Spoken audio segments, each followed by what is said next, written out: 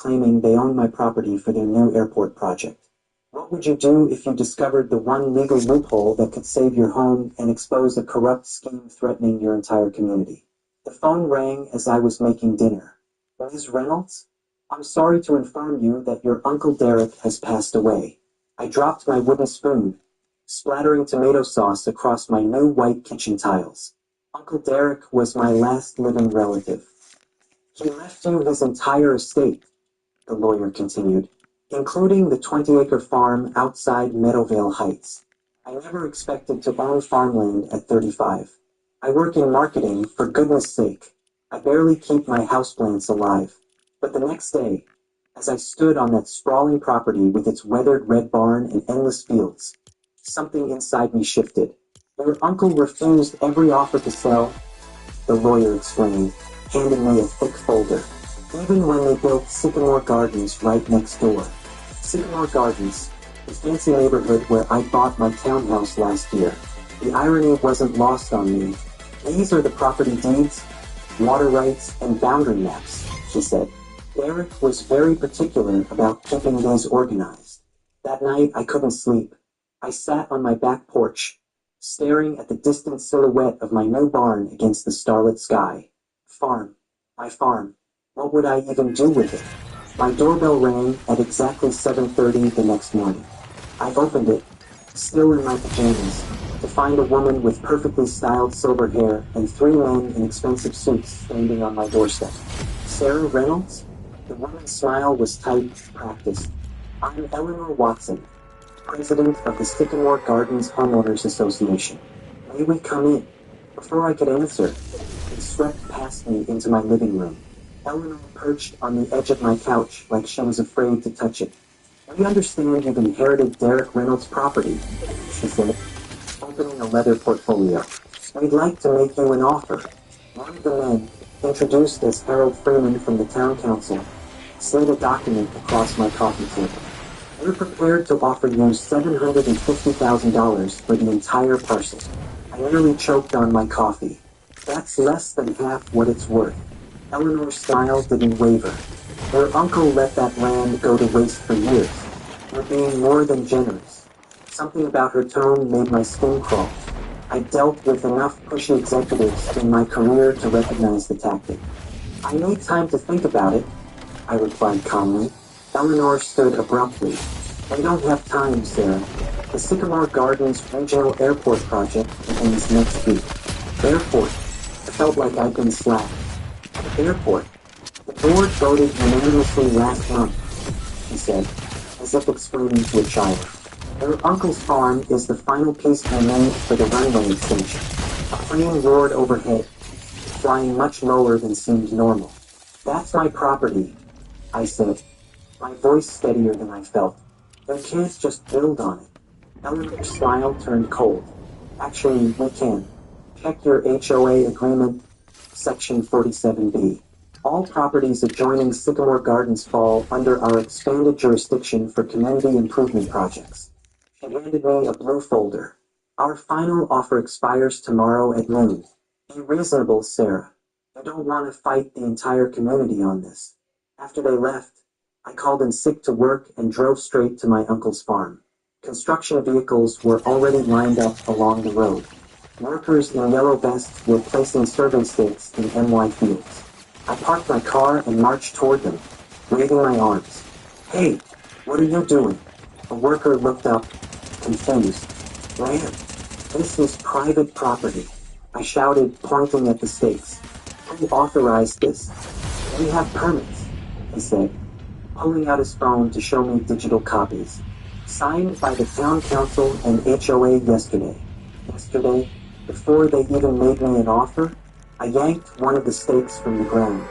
Get off my land. Now. The worker spoke into his radio, and soon a supervisor approached. Ms. Reynolds, I presume? I'm Jack Novak, project foreman. I understand you're upset, but we have all the proper authorizations. From who? Not from me. I clutched the wooden stake like a weapon. Jack looked genuinely uncomfortable. Look, I'm just doing my job. If you have concerns, you should talk to the HOA or town council. I spent the rest of the day calling every official I could think of. The town clerk seemed sympathetic but said all permits were in order. The county commissioner never returned my calls. The one lawyer I reached quoted a retainer fee that made my stomach drop. That evening, I sat at my kitchen table surrounded by Uncle Derek's paperwork, feeling utterly defeated. How could they do this? How could it be legal? A knock at my back door startled me. Through the glass, I saw an older man with gray hair and bushy eyebrows. I recognized him as my neighbor 2 doors down. "Ms. Reynolds?" he said when I cracked the door open. "I'm Damon Harris. I saw what happened at your farm today." "You mean when I made a fool of myself yelling at construction workers?" I asked bitterly. "When you stood up to Eleanor Watson's bulldozers," he corrected. "May I come in? I think they need an ally." Damon, it turned out, was a retired judge who'd been watching Eleanor's schemes for years.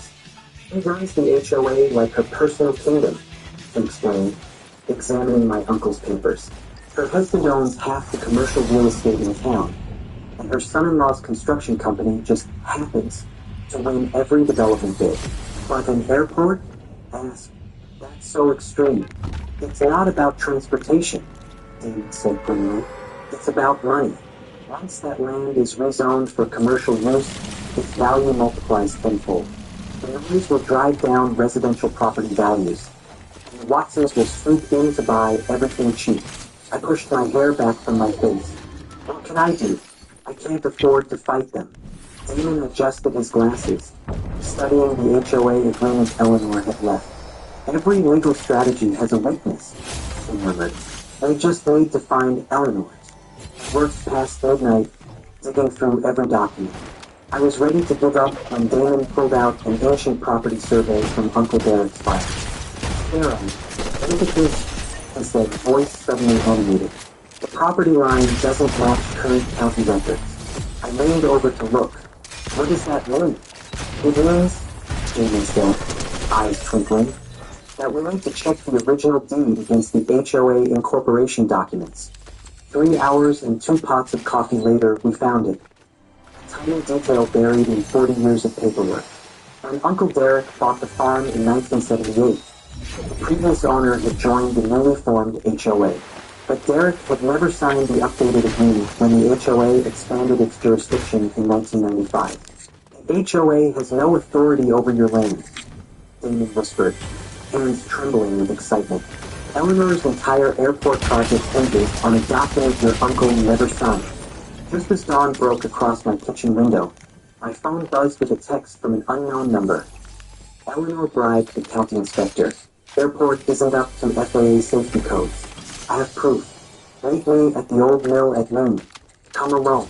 "Marcus." I stared at Damon, heart pounding. "Who's Marcus?" "Eleanor's former assistant," I replied, face green. "He was fired last month after questioning some financial discrepancies. If he's reaching out, this could be bigger than we thought," I finished. The old mill stood on the edge of town, its weathered wooden walls slumping toward the river. I parked my car behind a cluster of trees and checked my phone again.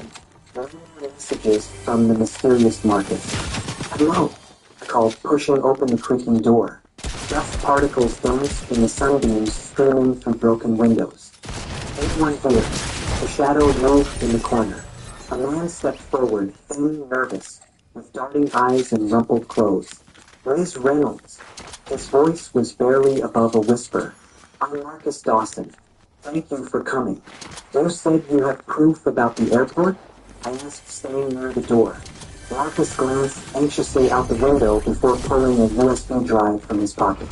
"I worked for Eleanor Watson for 3 years. I handled all the HOA paperwork, including the airport project." He handed me the drive with shaking fingers. "It's not just an airport. It's a private cargo terminal for her husband's shipping company. The environmental impact study was completely falsified. They bribed safety inspectors. The runway design violates at least 6 FAA regulations." My mind raced. If that's true, it's not just unethical, it's criminal. "Eleanor has half the town council in her pocket," Marcus continued, pulling out more documents. These are copies of emails between her and Councilman Freeman discussing how they'll split the profits from property devaluation. Why are you showing me this? I asked, suspicious of his motives. Marcus looked down. I helped them at first.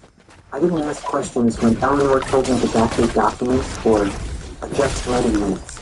But then I found out they're planning to drain the protected wetlands on the east side of your property, home to endangered frogs found nowhere else in the state. They care about frogs? I couldn't hide my surprise. Well, my daughter does, he replied, voice cracking. She's 8, loves amphibians, wants to be a biologist. How could I face her knowing I helped destroy something she loves? His raw emotion convinced me. I tucked the USB drive into my pocket. What happens now? There's an emergency HOA meeting tonight at 7, Marcus said. Eleanor's announcing the final timeline. She doesn't know we discovered your uncle never signed the jurisdiction agreement. When I returned home, Damon was waiting with more news. He'd enlisted his daughter Zoe, an environmental attorney from the city. We can file for an emergency injunction based on 2 grounds, so he explained, spreading documents across my dining table. First, the HOA lacks jurisdiction over your property. Second, the environmental impact study fraudulently conceals the threat to protected species. I watched them work. These strangers have become my allies overnight. Why are you helping me? Damon looked up, his eyes serious. Because Eleanor Watson has been bullying this town for 20 years. Someone needs to stand up to her. As evening approached, we finalized our strategy. I would attend the HOA meeting with copies of my uncle's original deed, while Zoe prepared to file our injunction first thing tomorrow. The community center buzzed with tension when I arrived.